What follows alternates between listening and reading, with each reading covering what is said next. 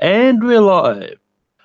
Hi, and welcome to another episode of Late Night of Take 3. Somewhere in the Canadian wilderness, Brooklyn's hiding. I don't know where he is. We tried finding him. I just hope he hasn't been eaten by a polar bear. But but I've got some great guests here. First up is pretty sure it's his first time on a Take 3 content. Andrew James Bard. Andrew, how's it going? I'm doing pretty well. I'm glad I was asked to be on this episode. These are two topics that um, fall right into my wheelhouse, and I'm excited for that and the news and any chaos that ensues. Yeah, chaos generally ensues, but also here we've got Brian. Brian, how's it going? It's going pretty good. I'm glad I could make it here. I was only going to be able to make part of it because I had a trivia match, but that got bumped, so now you get to take me for the whole thing. but as always, we're going to start off the game, and we're going to start off a crowd favorite of shenanigans. So, but as shenanigans is like I would say an actor, then Brian will say movie that stars said actor, and then so on. If someone doesn't know any movies that have that actor in it, they can go shenanigans to try and see if they can name it, or if they don't know any other actors that was in the movie that was said. But yeah, we'll start. The order's just going to go simply. I'll start it off, then Brian, then Andrew. But yeah, so I'm going to kick it off with Emma Watson. Okay. So I go Emma Watson in a movie and then another person who was in it, correct? No, that's 6 Degrees of Kevin Bacon. You just say a movie that stars Emma Watson. We're just doing a movie. Okay. Yeah. Harry Potter and the Sorcerer's / Philosopher's Stone. Yeah.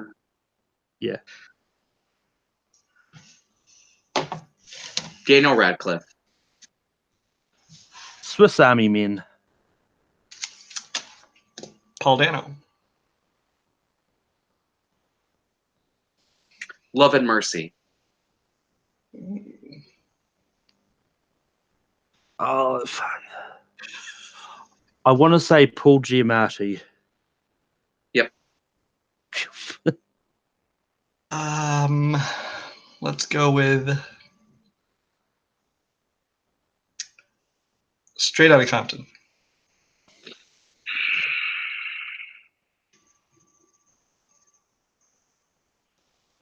Double check the name for me, but I think his name is Jason Mitchell. Yeah, that's right. Yeah. I think Jason Mitchell was in Kong Skull Island. Yes, he was. They're all such mainstream actors. I'll just pick one. Brie Larson.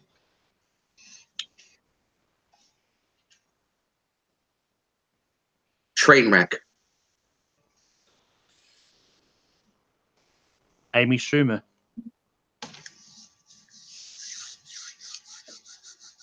I Feel Pretty. Oh, God.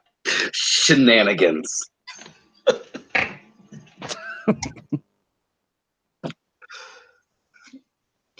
So what does that do? I've not played this game before.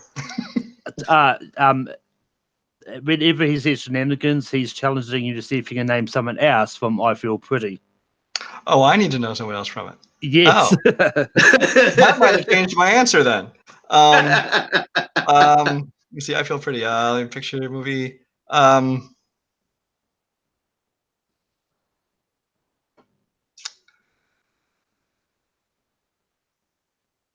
Yeah, I should probably know the rules before I play next time. I can't think of anybody. Yeah, so that was my fault for not explaining the rules properly. But Andrew, that means you start fresh. Okay. Just either a movie or actor, doesn't really matter. Ooh, I could be harsh right now, but I don't want to. Let's go with A League of Their Own.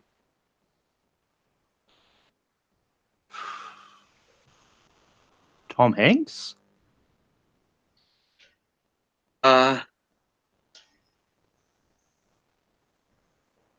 Toy Story. Tim Allen. I was so hoping you would say that. Red Belt. Shenanigans. Chiwetel Ejiofor. And he even pronounced it right. Yeah, which means Andrew wins Shenanigans. Just because they went quicker than I thought, we might play 6 Degrees of Kevin Bacon as well. Just because, why not? Yeah. And basically, the rules are simple. You say actor is an other movie for actor. If you can somehow link it to Kevin Bacon, you get a save. So if they throw out someone like Bono was in a movie with someone was in a movie with Bono, and then you just don't know any other movies that Bono was in. If you have previously connected something to Kevin Bacon, you're safe. So you can just say anything, and you don't get eliminated. So Okay. and because Andrew one, he can start us off, and we'll go Andrew, Brian, me. Okay.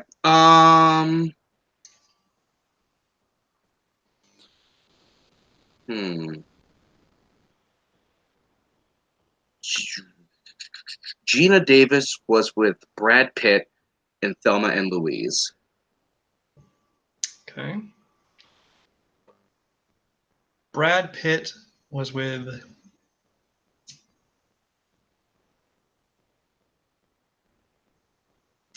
Henry Thomas in Legends of the Fall.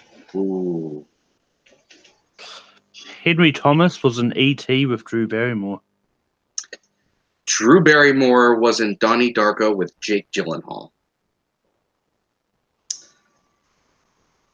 Jake Gyllenhaal is currently in Spider-Man Far From Home with Zendaya.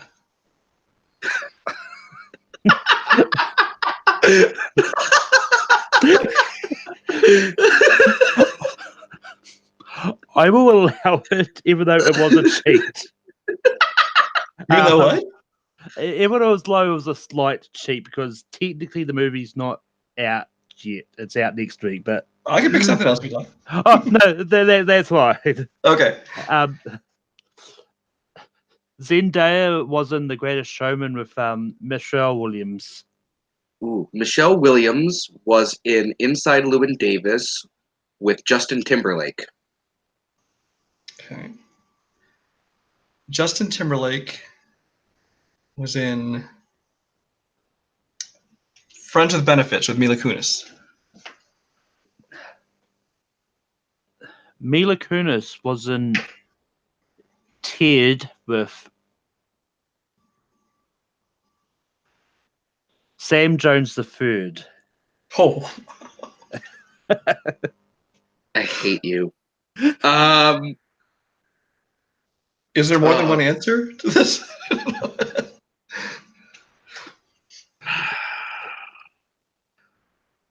If I could see a picture of him, I would probably be able to get this.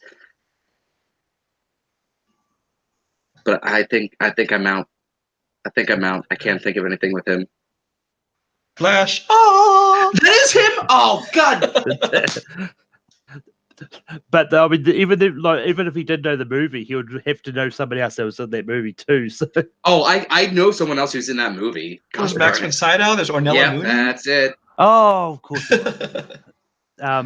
But anyway, Brian, that means you start fresh. Oh, I'm gonna start. Okay. Let's say.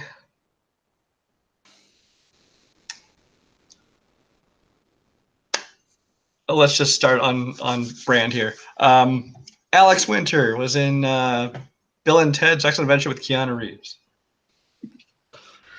Keanu Reeves was in John Wick with Lawrence Fishburne. Lawrence Fishburne. Oh, we'll tie it in here. Lawrence Fishburne was in Othello with Irene Jacob. Ooh. Yeah, Brian wins this time. Okay. I think I know the name. I just don't know. She hasn't what done much in a happened. while. It's been a while. But anyway, got a few games that out the way. Now we're going to go into movie news. There's a few trailers that drop. Save them for a little bit. Because talking about Bill and Ted's, well, not really, but Keanu Reeves was mentioned, which brought me back to Bill and Ted's. But we've got some casting news for the new Bill and Ted, the third Bill and Ted movie. Amy Stoke and Hal London are returning, reprising their roles, as well as there's Beck Bennett is going to be in this movie as well. Andrew, what do you think about like these people coming back? I like the fact that they're coming back. I mean, it won't shift the if they had new people, I feel like it would shift the universe into a way that I feel like it wouldn't necessarily work. And I'm a big fan of Beck Bennett, so. And Brian, being the big Bill and Ted fan you are, what do you think of these people coming back for the movie? I am. Who are the people that you were mentioning? Amy Stoke, or Stoch, and Hal London Jr. I don't even know who these people are, to be honest with you. But I'm excited about the next Bill and Ted movie, but I had not heard those names and I don't know who they are.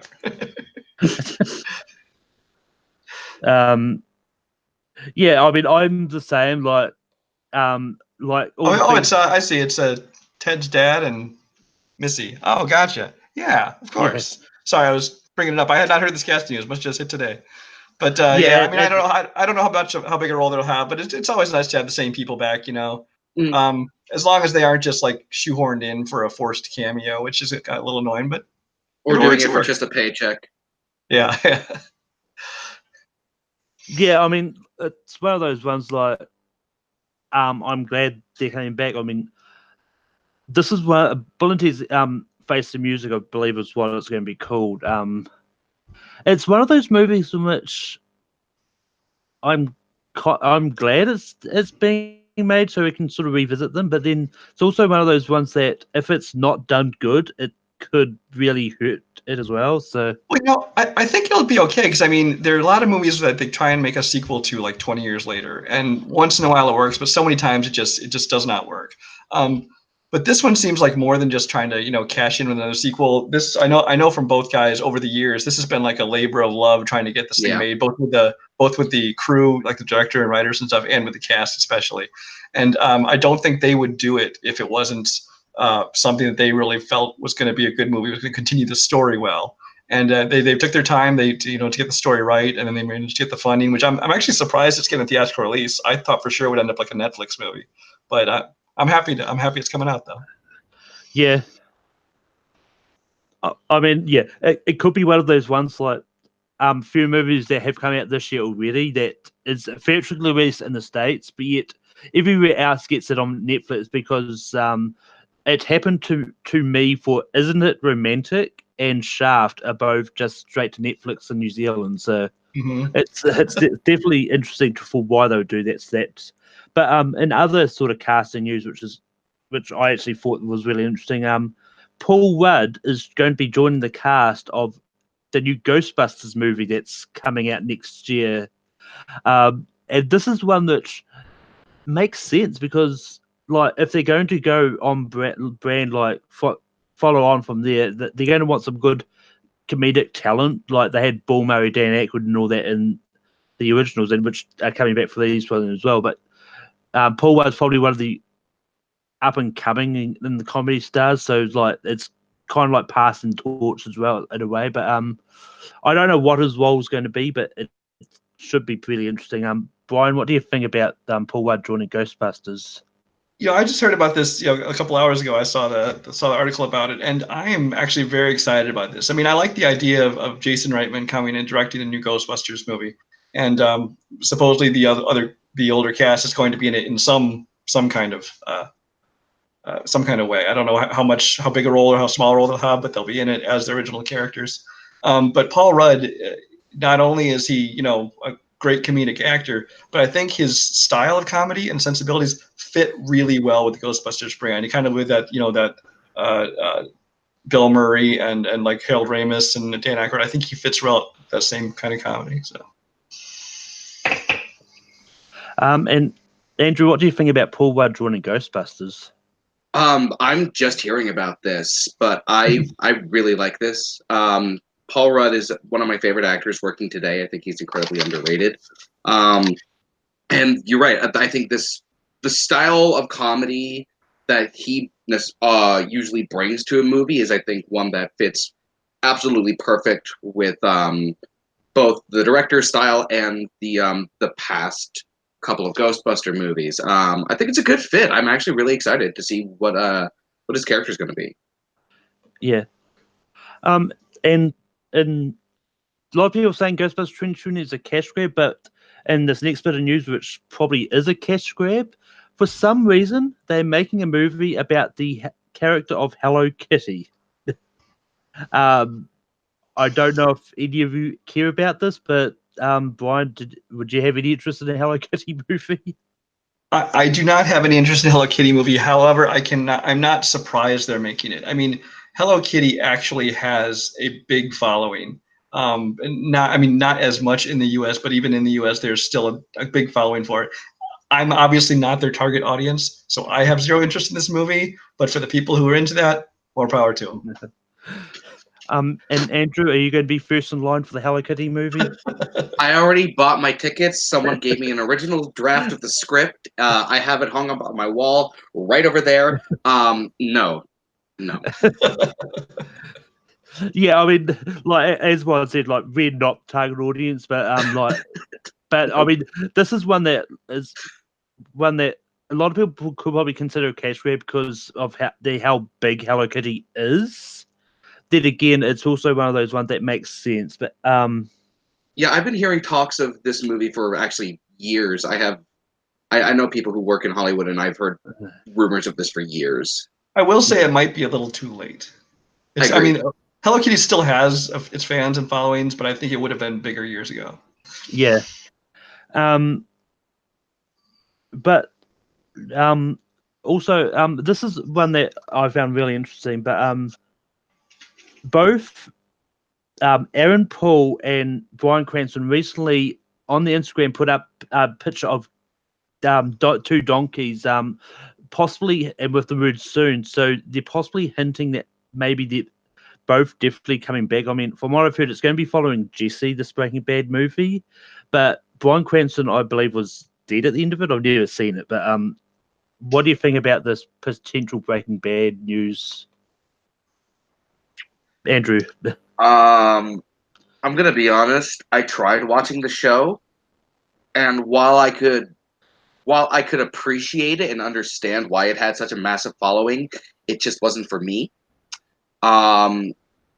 But you're right. He died at the end of the series. So I don't know how they're going to tackle it with him in the movie as well.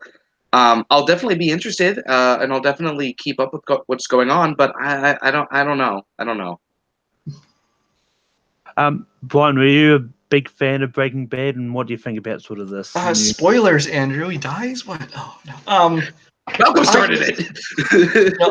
Honestly, I watched the show. I actually started watching the first season, like when nobody had heard of it, and it was like AMC's first, series they made. I started watching the show, and I think I watched the whole first season, and I thought it was good, but there was too much other stuff I was watching, so I kind of, drifted away and stopped watching.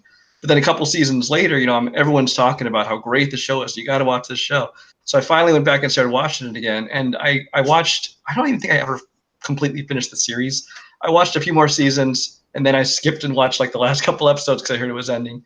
But I mean, I like the show. I think it's great acting and writing the show. It just I didn't think it was as amazing as a lot of people did. But I mean, I enjoyed what I saw. As far as this particular news item, I think I only heard about it because I saw something talk about it on, I don't know, I want to say it was on Collider or SJU or something. But they were talking about it, and because I don't follow social media and stuff much. But they're saying it could be in reference to the movie. It could be in reference to them showing up on an episode of Better Call Saul, because they have this takes place before then, so it could just be something on that. But I mean, it's good to see them working together again and revisiting the characters in some way. Yeah, I mean, I saw it like I included it here for the discussion, but it's like I think a lot of people may be jumping to conclusions because I mean, it's possible because I mean, unless in the movie they're going to be introducing like doing flashbacks and stuff, maybe I don't know, but and also like last in the general movie news before we go into the trailers, there's a couple of like small Marvel tidbits that sort of dropped sort of in the lead up to Far From Home. And one was an interview with Kevin Feige who actually said that they were almost going to put Falcon as Captain America into Far From Home, but then they decided against it because they didn't want to take it away from Peter's journey. And also, James Gunn has come out saying that Guardians of the Galaxy Volume 3 is not going to be titled as Guardians of the Galaxy. But, Brian, what do you think about these two sort of Marvel news that, or not news, but these tidbits that brought up? Well, as far as the Falcon thing, it's always fun to kind of hear things that almost happened or they considered happening, but it didn't. I don't think it would have affected the movie all that much. And it's not gonna, I'm not gonna say I'm gonna miss it. I'm not gonna say that it would have been better with it in it. It's just a fun fact to know. As far as the Guardians of the Galaxy, I don't think, at least I didn't ever think they were actually going to call it as Guardians of the Galaxy. I don't think most people did. It's just going to be Guardians of the Galaxy Volume 3, although I am thrilled to, in theory, I still hope Thor is with them, though, because I think that is the best match in the world, and so I really hope he's a part of Guardians of the Galaxy 3. Yeah. I mean, I think it's going to depend on sort of which script they go off as well, because if they go off the original script that Gunn had before the firing, it could be set before Infinity War, maybe, and go in that way, but we don't really know when it's going to be set. But See, I don't think it is. I don't think they'd go backwards like that. I think if anything, it's going to involve like the search for Gamora, or somehow Gamora, they encounter the new Gamora that showed up. More spoilers for everybody. But I think that they're going to continue the story forward. I don't see them going back to taking place before that. I mean, at this point, if you haven't seen Endgame, when it's almost it's at your own $3 billion, I mean, go see it in the weekend when it's got new footage. But Andrew, what do you think about the two Marvel tidbits? I like. I don't know, because once again, this is news that I had not heard. I'm okay with Falcon not being in Far From Home. From the trailers, it looked like if you had added him, it would have been just like a little bit too much going on. Which Marvel MCU movies tend to walk that line very finely. I mean, just look at Endgame.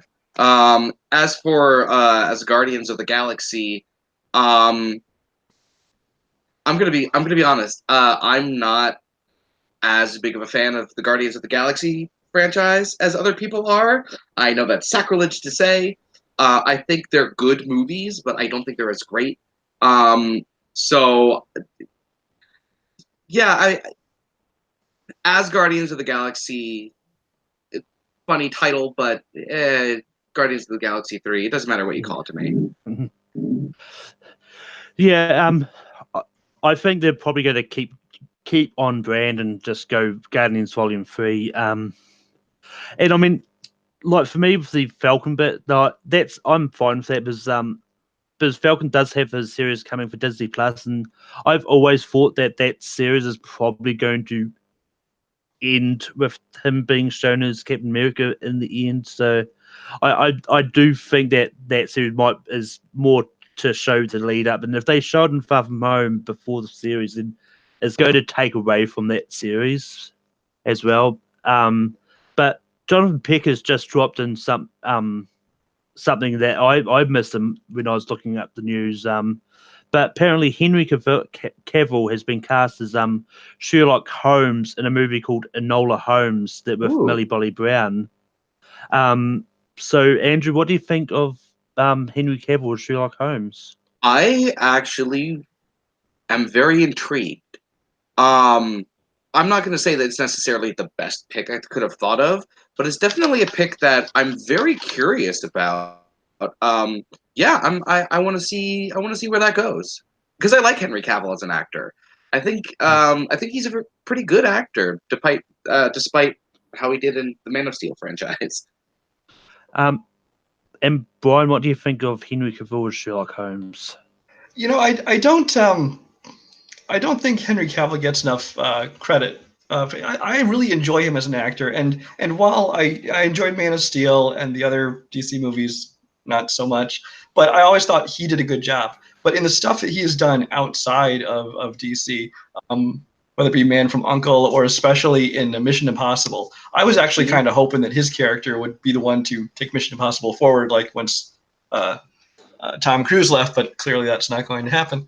But I really enjoyed him in that role, so I like seeing him in more stuff. As far as Sherlock Holmes, it's an interesting pick. I don't know how much a role he has because if it's called Enola Holmes, I have to think that it's focusing on Millie Bobby Brown's character, and he's just like, was it the older brother? I think it is. And so we'll see what happens. Yeah. Yeah, I mean, I think Tom Cruise will be staying with Mission Impossible until the until he kills himself trying to make one. Until the Mission Impossible number 70, which is subtitled "Retirement Home Hijinks." He's just gonna be racing around in a wheelchair, kicking ass. But but yeah, I'm not one of those people who will go see a casting and is like, oh, this isn't right for the role or all that. Just, if that's the way they want to go, then I just once I see a trailer, then I can judge on how he does in the role. Because Henry Cavill's a great actor. I mean, and I'm actually one that did enjoy him as Superman in Man of Steel. And I think a lot of the problems with those movies were not the acting. I think all the acting was solid. It's more the writing, which is. I would agree with that. Yeah. But there was also a few various trailers that have dropped. There's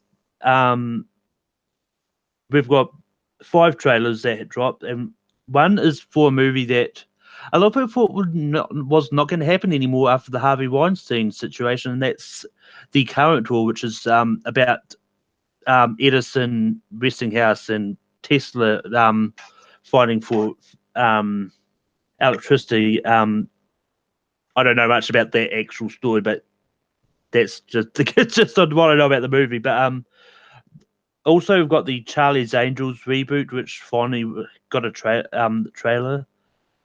We've got the movie Midway, which is Roland Emmerich's take on the Pearl Harbor situation. We've got Teen Titans Go versus Teen Titans. And then we've got the new Ian McKellen, Helen Mirren movie, The Good Liar. Andrew, what did you think about the trailers that you have watched? I got to watch all 5. I'm a big fan of the original Teen Titans series. The Teen Titans Go series, I haven't seen Teen Titans Go to the movies, which I heard was actually really good. I tried watching some of the episodes of Teen Titans Go, the TV series, and I understand that it's not meant for me. Yeah. The two. Okay, I didn't even know that we were remaking Charlie's Angels, and I saw the trailer and I went, I recognize one of these people, and of the 3 angels, and I went, that means they're either really good, or I need to see more because that trailer did not impress me at all. And yeah, I don't want to see that movie. And with Midway, I saw the one shot of the one plane coming down towards the hospital, and in my brain, I went, that's literally the scene from the movie Pearl Harbor. It looked almost exactly the same. And I got super concerned with that. I got super concerned once I saw Roland Emmerich was the director. And I also got really concerned once the first name in the credits was Ed Skrein, Yet for some reason, you saw Patrick Wilson's character through much more of that trailer. And I'm like, who are we going to be following then? That one made me concerned. The current war I'm really excited about because I'm actually a history buff. I love the stories of Thomas Edison versus Tesla versus Westinghouse. It's a really fascinating one, and hopefully they tackle it really well. And with The Good Liar was the trailer that actually intrigued me the most. I'm not the biggest fan of Bill Condon as a director. I don't not like him. I think he's a capable director, and I think he's fine. But the trailer really got me interested in like what the heck is going on, and if you can do that in the trailer, I'm definitely intrigued and going to see the movie. So that's the one I'm the most excited about is The Good Liar. And Brian, sort of, what did you think about those trailers? It was kind of a mixed bag there. The current war, I was actually kind of intrigued by because I don't know a lot about the story, and so I wasn't, I heard it was about the Thomas Edison, Nikola Tesla. And I thought, okay, it might be, interesting to watch. There's stuffy, kind of history movie, which some can be good, but a lot of them just don't interest me that much. But once I started watching the trailer was very well done. I was very impressed with the cast, where you have not only Benedict Cumberbatch, but Tom Holland and Michael Shannon and Nicholas Hoult and a few other people in there, and I thought it looked like it's very interesting, and it is another one of those that's finally getting released after it was kind of held hostage by the whole Weinstein thing. It's kind of like years ago when MGM folded for a while, and a lot of movies like Cabin in the Woods and Red Dawn, and even the first Hobbit movie were kind of put in jeopardy, and then all of a sudden somebody else bought them up and started putting them all out. So I think we're gonna start seeing a lot of those movies that have been held up by Weinstein Company finally making it out. Charlie's Angels, I didn't really like the last edition of Charlie's Angels. This one, Kristen Stewart almost makes a facial expression in this one. So I mean, I guess that's progress for her. I don't know. But again, I think this is one where I'm not the target audience. I'm not saying only females can see it. I'm not saying only young people can see it. But it just doesn't appeal to me personally. But that's just me. Midway absolutely looked like a sequel to Pearl Harbor. It had the same kind of look to it and stuff, which isn't surprising because, like Michael Bay, Roland Emmerich is one of those ones who is very good at making stuff blowing up look very exciting. They make disasters look good, but you don't know if you want them to tackle like a historical drama because it's almost like they handle it a little too lightly. But I'll see it. I'm sure it'll look good. Whether or not it is good, I don't know. Actually, the actor I'm most excited to see in that is Luke Evans. I really like him. I like seeing him in more stuff. Teen Titans. I don't think I ever watched the original Teen Titans show. Teen Titans Go, I first saw him because my kids started watching it, and it looked really obnoxious. But once I actually started watching it, I have to admit it won me over. I really, really enjoyed Teen Titans Go, and I find it very funny. The movie that came out, I enjoyed. I didn't even know they were making this one, so I saw this trailer. But although I think it's going straight to like video and digital and stuff, but it looks entertaining. What it is, and The Good Liar. The story doesn't do much for me, but I'll see anything that has those actors in it because Ian McKellen and Helen Mirren, they're just two of the best around. So. Yeah, like for me, like unlike you guys, I thought the Midway trailer looked really great. I mean, it didn't bother me that it did look like it was going to be a shot-for-shot remake of Pearl Harbor. I just hope it doesn't have a really super long love story that that overshadows the actual disaster. So, because I mean, from what I could gather from the trailer, it looks like it's going to be Pearl Harbor without the love story. So, which kind of does excite me if that's if it's going to be a more realistic sort of interpretation of that disaster. I kind of enjoyed the Charlie's Angels one. I mean, trailer. It's one of those ones which I kind of half enjoyed the first movie. I didn't really like Full Throttle, but it was okay. But this one, it intrigues me because especially with the fact that of the gender swapped Bosley could be a really interesting addition to that. But then again, from what I've heard about the casting, is that apparently Patrick Stewart's also playing Bosley, so I don't know what's going to happen there. But I mean, I like Patrick Stewart in this trailer. The current tour I really loved. I mean, this is one that clearly looks like it's going to possibly, if it does really well, be a good Oscar contender next year, because the Oscars tend to go for a lot of the history movies quite often. Teen Titans Go versus Teen Titans. It's what I mean, I also never watched the original Teen Titans show, but I also kind of enjoyed Teen Titans Go. It's one of those ones which, when it was put on Netflix, like, I'll watch it. I'll see what all the fuss is about with people not liking it, and this is one that a lot of people are theorizing that it could lead into a sort of better thing at the end, in which they're battling to decide on which group will get a new series. And a lot of people figure it's going to be set up to get a new Teen Titans series. And The Good Liar is one that one that I think is typically one of those ones which is being a pure Oscar bait type one.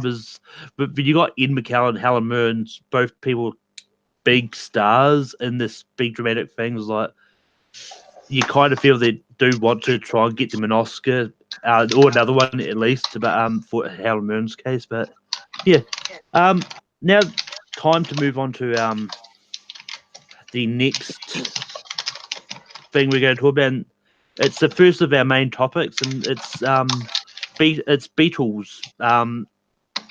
I kind of like the Scarab Beetle myself. It's really good.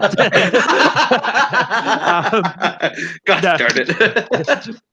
No, we're talking about Beatles music. Because obviously releasing this weekend is Yesterday. I still find it weird whenever I say to people I might see Yesterday tomorrow, but I was gonna make that joke. But anyway, Andrew, so what's your sort of impression of the movie Yesterday? What do you think about it? See, I remember seeing the trailer for the first time and going, "This looks really interesting." And I'm genuinely curious about it. I'm probably going to see it in theaters because I am a Beatles fan. And it's one that I don't know where they're gonna go with it, but I'm definitely curious enough to see where they are gonna go with it. Plus, I'll watch anything that has Lily James in it. And Danny Boyle as a director. This is a movie that Danny Boyle's been excited to make for a long time, so it's gonna be a passion project for him. So I'm definitely curious to see how his passion project turns out. yeah, and Brian, so what were your impressions of this Yesterday movie when if you've seen it or seen the trailer? No, I first saw the trailer. I don't think I'd heard anything about it, or I think I might have heard some inkling that they were making this movie a ways back or something. But I saw the trailer, knowing nothing about it, and I really enjoyed what I saw. And I was very intrigued by it.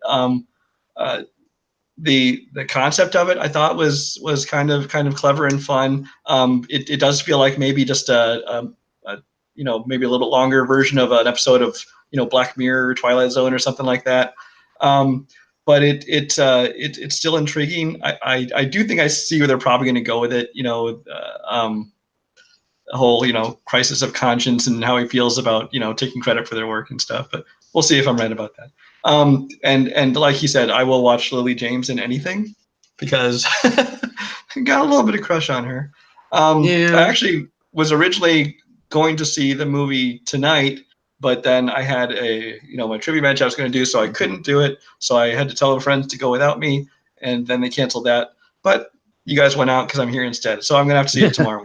So, but yeah, I'm gonna go see it tomorrow. I'm really looking forward to it. I think it looks entertaining.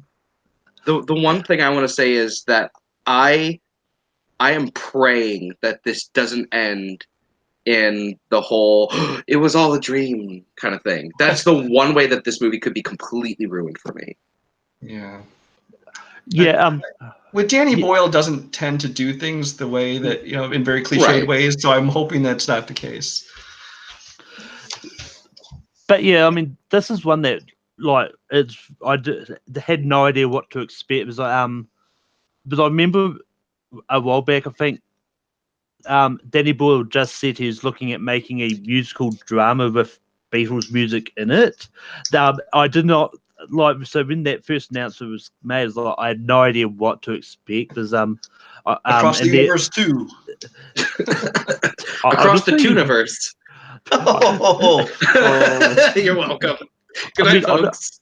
Honestly, that was my first thought when I initially saw that news report that Daniel was looking at. Because I actually loved Across the Universe. I thought it was really great. But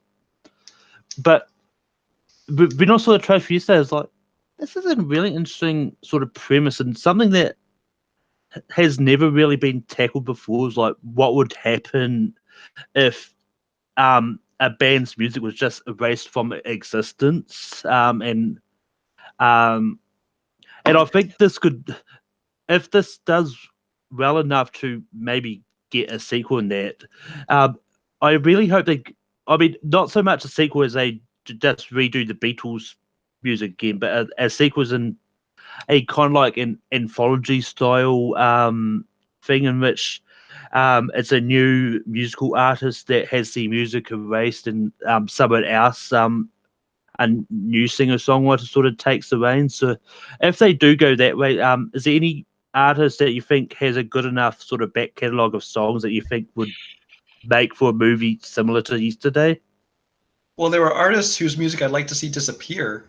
I don't know if I want someone else I don't know if I want someone else to start performing it. I don't know. I mean, I don't think they're going to do any kind of like sequel kind of thing like that. But just hypothetically speaking, I don't know who else does his work so iconically. I mean, there's big names you could throw out there like Elvis or even like if it's Queen or something like that. But I'm not sure that anybody besides the Beatles would work in this story where it's so iconic, where the whole world would be like, "Wow, this is the best music." Yeah, I mean, I think for it to work good for that, I think the songs that the band has done has to be ones that could easily tell a story. Because Mm-hmm. from what I've heard from various reviews of Yesterday, is that some of the Beatles' well-known songs aren't in this movie. Just Really? yeah, and I think they said in an interview they did it just because some of the songs they didn't think would fit, like they could make fit into the story without it seeming like they're just shoehorning in because it's a I'm actually very glad to hear famous. that. I would rather they show that kind of restraint than just have something feel forced. So I'm actually glad to hear that.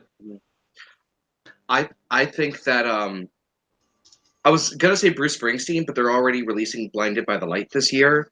Yeah. But I think another good option would be Billy Joel. I think you could do this concept with Billy Joel.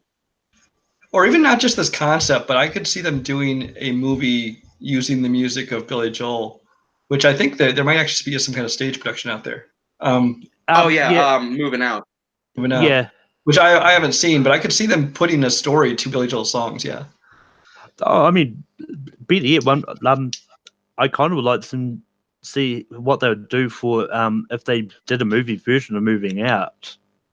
That could actually make for something interesting. But Yeah.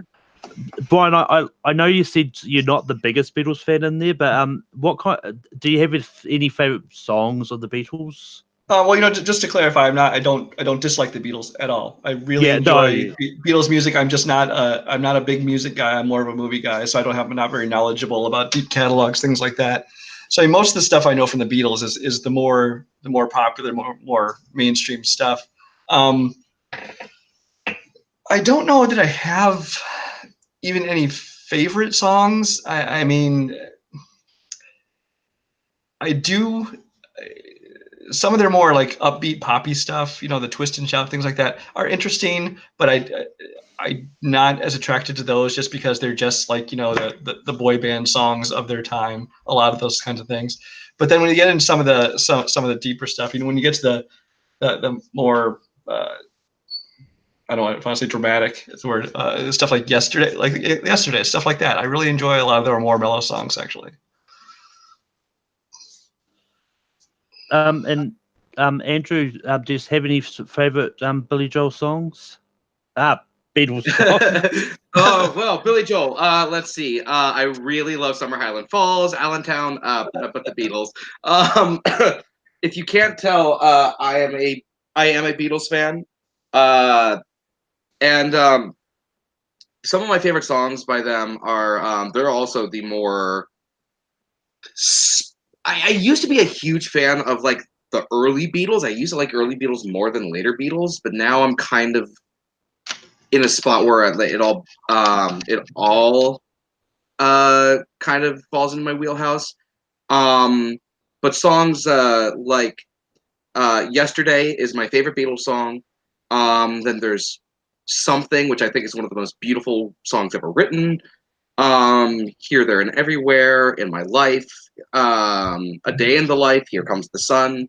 I always said "Here Comes the Sun," if I ever had a child, would be the one that I would sing them to sleep with. Help, Hey Jude, The Long and Winding Road, Blackbird. Yeah, I'm sort of in the same wheelhouse as Brian in the sense that they're more serious songs are the ones that I tend to fall for. But that usually is also when the production seems to be the best. But yeah, I personally I like a lot of Beatles songs as well. Like yesterday, Sorry. Let It Be, A Hard Day's Night, among my favorites. But we will be joined shortly by someone else. Because Ooh, Doug, mystery guest. yeah, well, it wasn't a mystery because I revealed the name, but Doug Castle's going to be joining us once he's parked up some. So he'll be here in a bit. But this is one of those ones that the Beatles is one of those bands in which even some of the songs that people may consider the worst or not as good are still some of the better than some of the songs that are out today, especially better than someone by the name of Justin Bieber, that's for sure. That's who we should do the next movie about.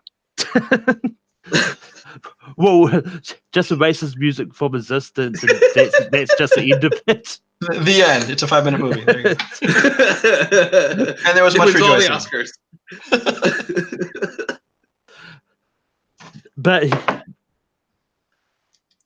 But yeah, while we sort of wait for Doug to get in, we'll go back to Beatles once he gets back in, so he can give his sort of thoughts on it.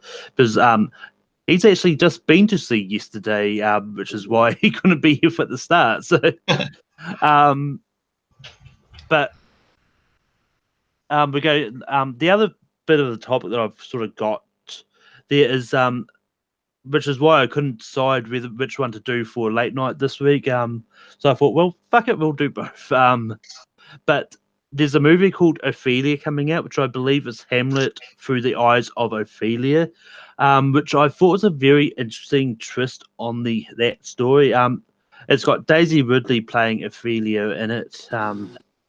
But before we but before we go into that, Doug, what do you sort of think of yesterday, and also what do you think of Beatles? What are your favorite Beatles songs? Listen, coming in straight on the hot take of seeing yesterday. Yesterday is, while not my favorite Beatles song, it is it's easily top 5. Beatles in general, as a musician, have always kind of been this influential tone in everything that I write. Um, that's why yesterday I had to go see it. I had to go see it the night before it premieres, and I was like, "Yep, gonna go see that." But Beatles in general, like I said, it's the music that spoke to a lot of people's souls. And while yes, a lot of people like to point at the fact that their older stuff was definitely really super catchy. For the reason that's the reason that they came from Britain to the Ed Sullivan Show. If we didn't have that, we wouldn't have any of the stuff that came. My overall favorite song ever to be written by any member of the Beatles is Blackbird. Uh, just that simple chord progression. Blackbird singing in the dead of night. Oh my god! Every time. Hey Jude, um, just everything about the Beatles I love, and the movie I feel I think it's a great it's a great it's a great Boyle movie. It was good. So how's everybody else doing? Pretty good.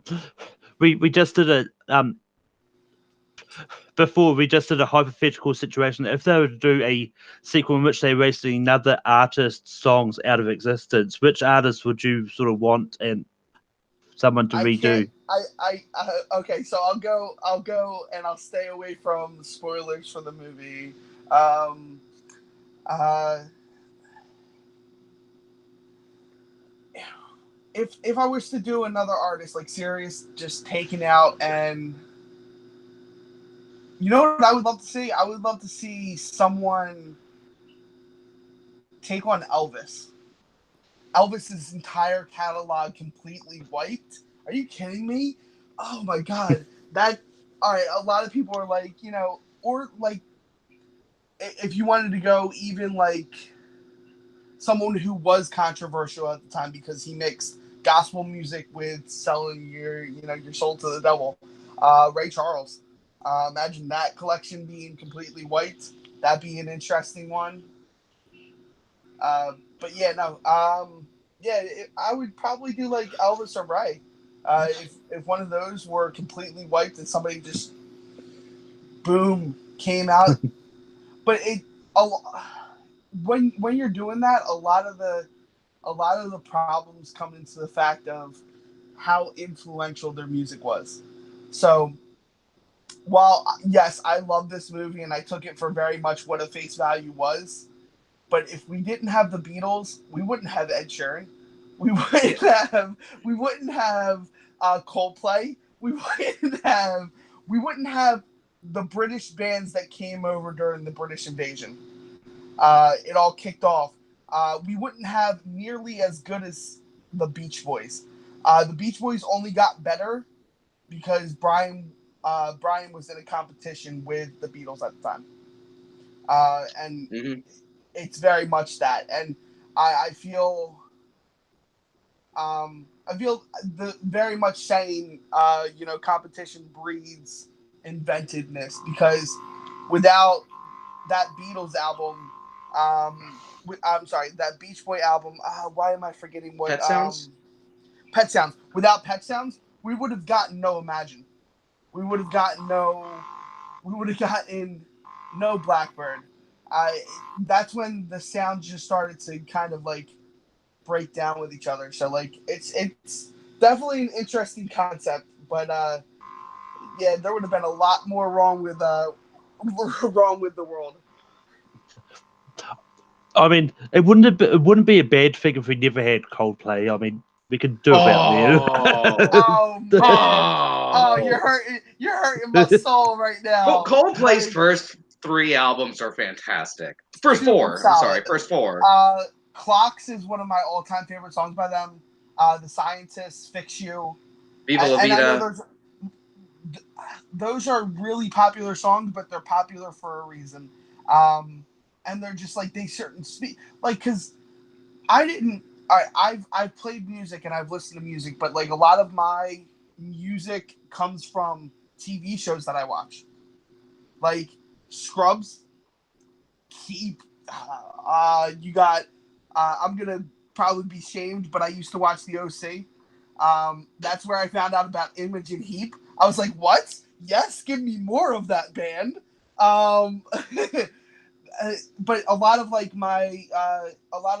music that I fell in love with was from TV shows, and a lot of like the bands that everybody makes fun of were on those TV shows. I'm like, yeah, but they're like good. Why are you hating? I've just never been a big fan of Coldplay myself, but it's regardless. We're going to officially move back onto our Shakespeare topic again,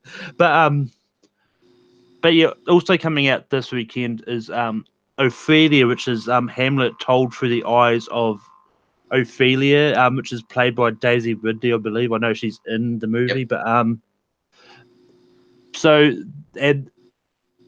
I actually haven't watched the trailer for this. I do like I don't know much anything about this movie myself, but it brought me to discussion of like Shakespeare adaptations and all that. Because there's been a lot out there, like even ones you don't necessarily think first when you think of Shakespeare adaptations, but they, no matter how many times you try to argue, they really are, because Lion King is definitely an adaptation of Hamlet.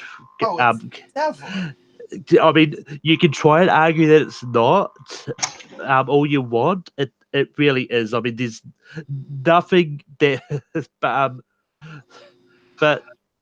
Andrew, what are some of your favorite sort of movies that are based on like adaptations of Shakespeare?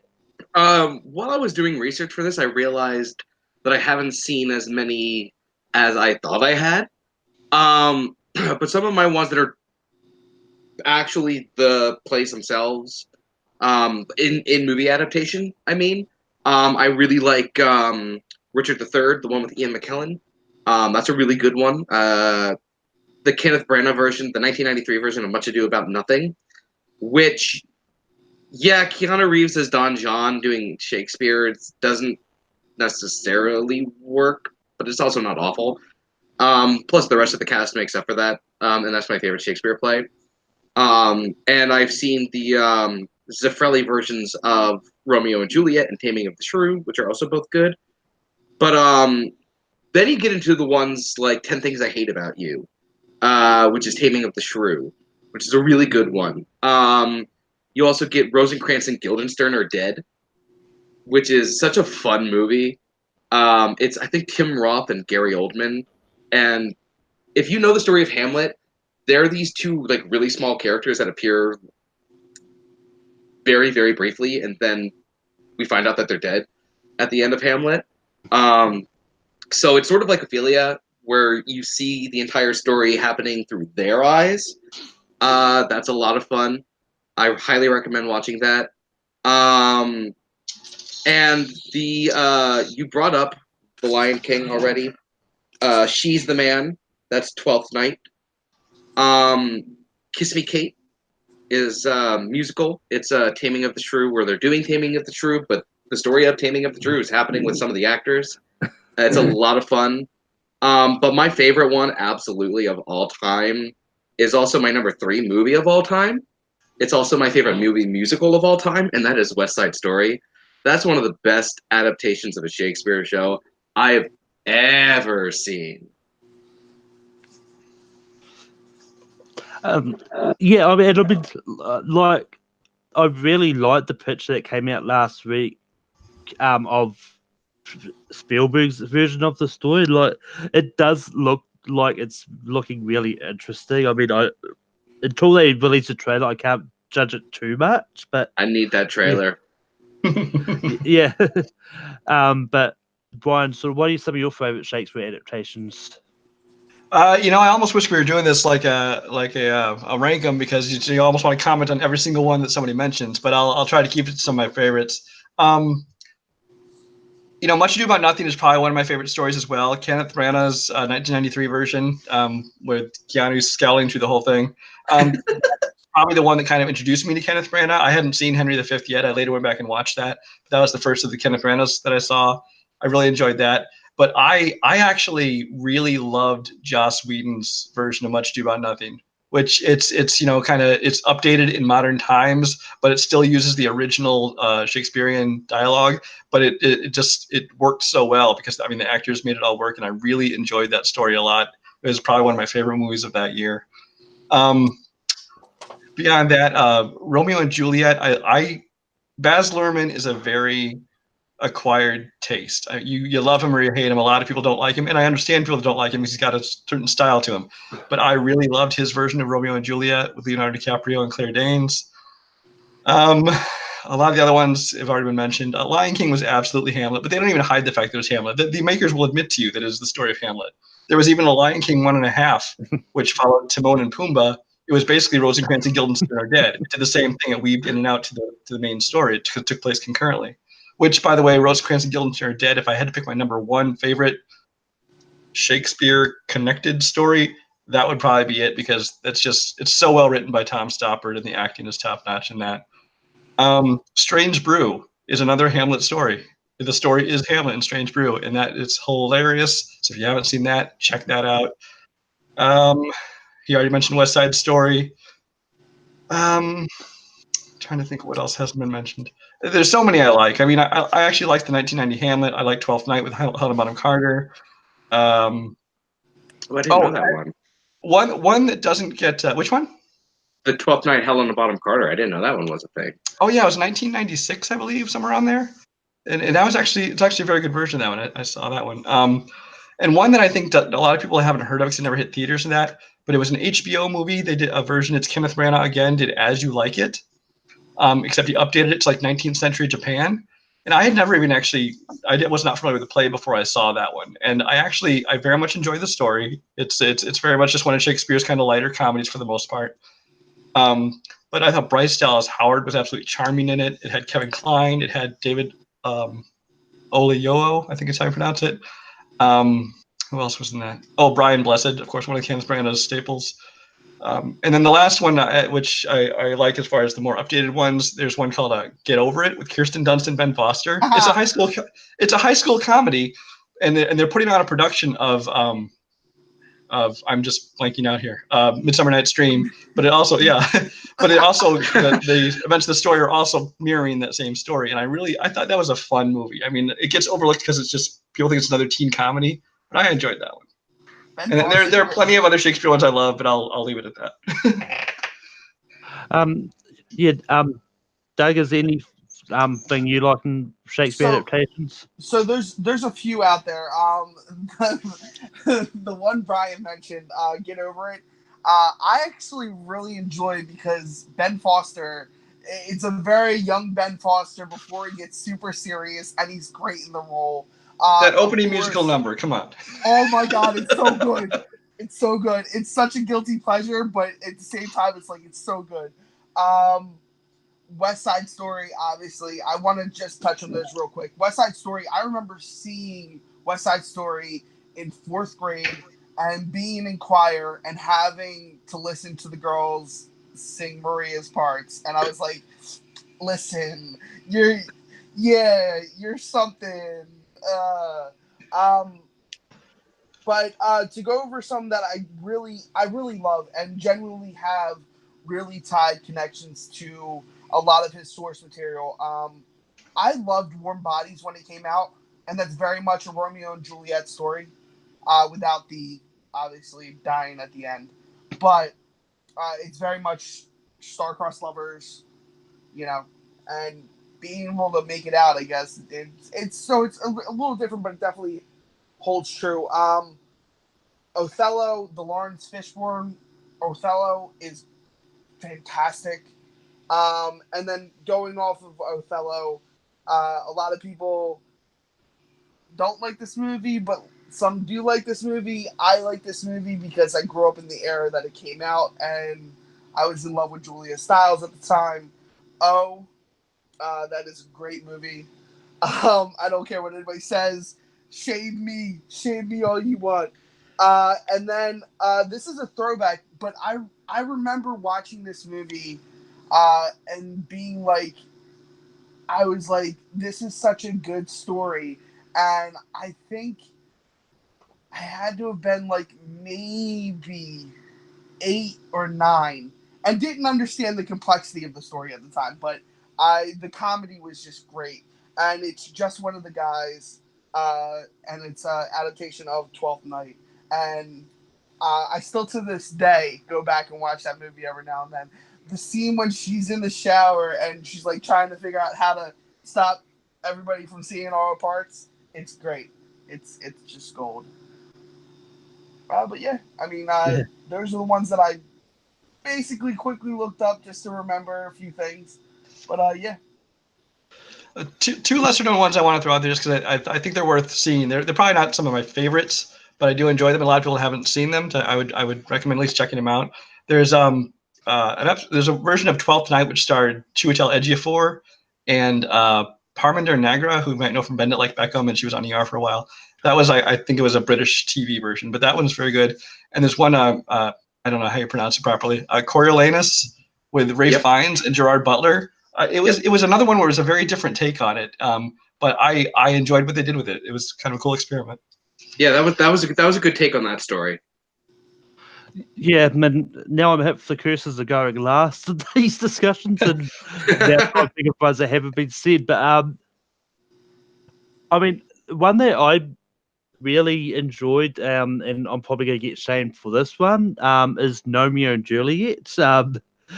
Is one that I do actually enjoy. Do think it's quite fun, and one that's kind of technically not a Shakespeare adaptation, but it's also one that I really like as well, is Shakespeare in Love. Because I think in a way it does play out kind of like a Romeo and Juliet type story while they're putting on Romeo and Juliet. And like as I said, it's technically not a adaptation, but it's enough to be considered one, maybe. But there's also this series which was on in the Britain. I think it's called Shakespeare Reimagined or something like that. In which they took some famous Shakespeare stories and put it in the modern times. Because you had Macbeth done in a style of competing restaurants against each other, which I know one of them had James McAvoy in it. I think I saw that one. Yeah. Because they also did a version of Much Ado About Nothing, which was Much Ado About Nothing in a newsroom setting. So, and those modern reimaginings, I really enjoyed. I haven't seen them in a while. So I don't remember so much about them.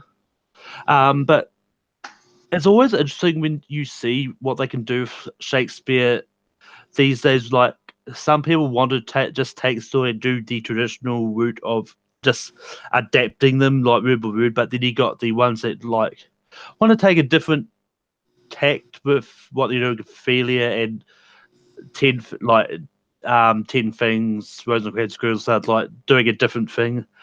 Is there any Shakespeare play out there that you think would do well with a different reinterpretation on it? I'll start with you, Andrew. Oh, great. Any other Shakespeare shows that, you know what? We haven't necessarily got a really great movie version of either A Midsummer's Night Dream or The Tempest. Those are movies. There are multiple versions of those movies, but I don't think any of the ones that I've seen, at least, are necessarily that good. Some of them are fine, like I think it was Julie Taymor who directed The Tempest with Russell Brand and Alfred Molina and all of them, and Jaimin Hunsu. What's that? She also did Titus from Shakespeare too. She did, which I forgot about Titus. I did not like either of those. But those are two plays that I think you could do really interesting adaptations for. I just don't think that they've necessarily done really good ones of those yet. So I would pick those two. And Brian, same question. I'm kind of in the same boat as him in that I think that Midsummer Night's Dream still needs to get a good movie version of it. Like I said, Get Over It kind of touched on it in a tangential way. And then there was a version in the 90s that had like Kevin Kline and Stanley Tucci in it, but I didn't love that one either. I think there could still be a good version of it, whether it be in its original form or like an updated, kind of modernized version of it. I think Macbeth is a story that could use a really good updated version of it. There's the Michael Fassbender one a couple of years ago, but that one I thought didn't quite work for me anyway. You had to say the title of that show. You cursed us. Yeah, it happens. But I don't know.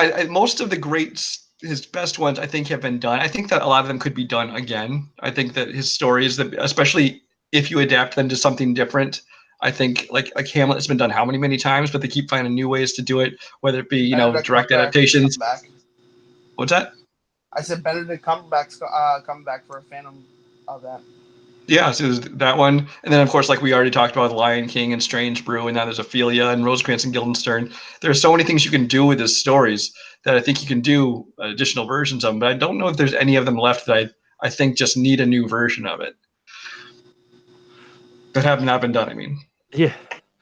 And Doug, what about you? I actually do think there's one that hasn't been touched.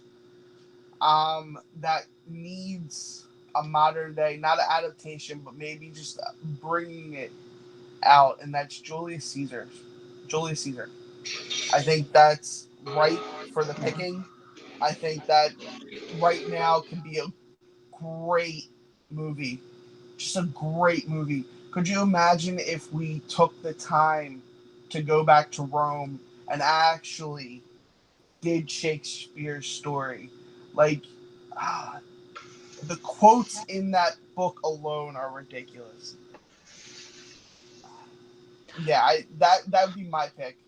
I think that would be a great movie adaptation. I think a lot of people don't know the story well enough. They know E2 Brutus. And hey, is that the guy that is a salad's named after? And we've lost a lot of there's a lot of umph in that novel that I think could play out real well.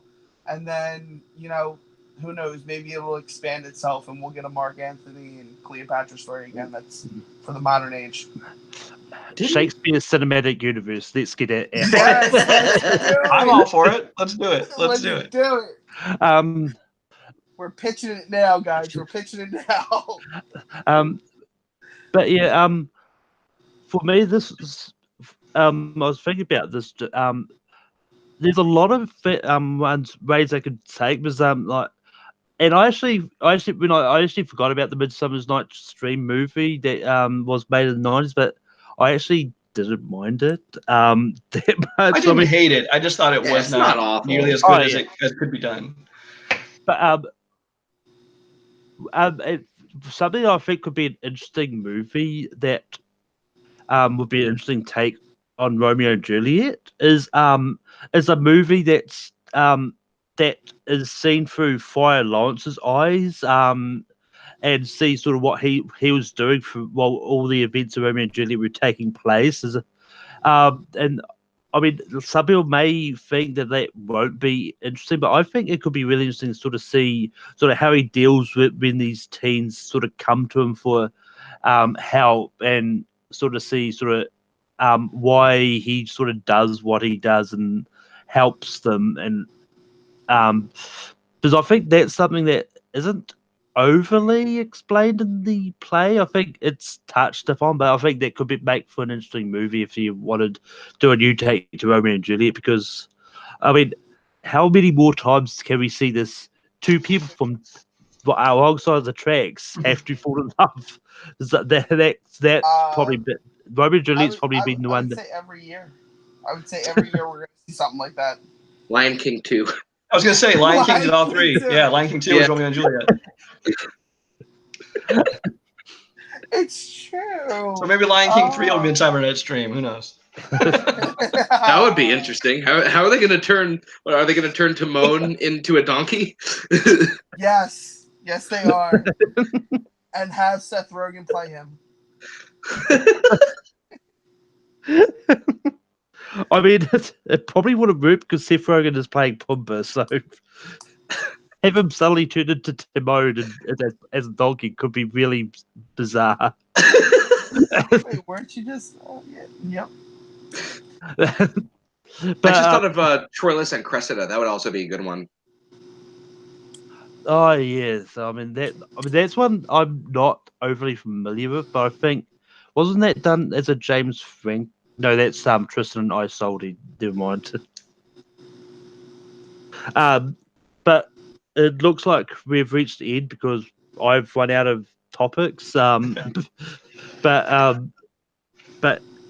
Andrew, where can people find you online? Definitely not Twitter, definitely not Instagram, but you can find me on Facebook if you really want to talk to me under Andrew James Barr. And if you want to see how much of a hard ass I am on movies, you can find my Letterboxd under Andrew Barr, all one word, but the first letters of Andrew and Barr are capitalized. And Brian, where can people find you online? You can find me all over the place. I'm not on Instagram or Twitter either, but I am on Facebook under my name, Brian Michaels, under Letterboxd. The name is Cinemaphile.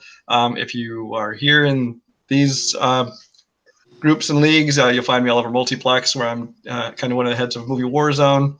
And just one last thing I want to say on the whole Shakespeare thing. If anyone likes Shakespeare and has not already seen it, and get a chance to go see the stage production of Something Rotten. It's a musical. It's got Shakespeare plays like he's the rock star playwright of the time, and these other guys are trying to break into playwriting, and they come up with the world's first musical. Anyway, so if you get a chance to check it out, or even just listen to the soundtrack or something, it is really fun. And Doug, where can people find you online? Here and there. Being the commissioner of Nerd Fights and Game Zone, which I regret sometimes. I regret my decision sometimes. And playing trivia with a bunch of these fine gentlemen and ladies. And yeah, I'm still trying to digest yesterday, guys. But yeah, no, find me wherever.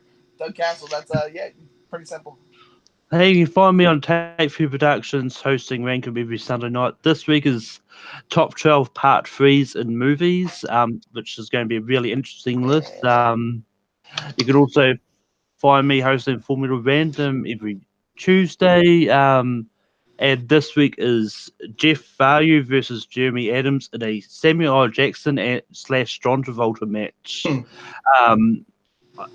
And you can also find me hosting late TV fights when it debuts the first week of August. I've also helped run Nerd Fights Game Zone. Also regretting my decisions sometimes of taking on all these responsibilities, but it's too late to turn back now. But and until next time, we'll see you when we see you.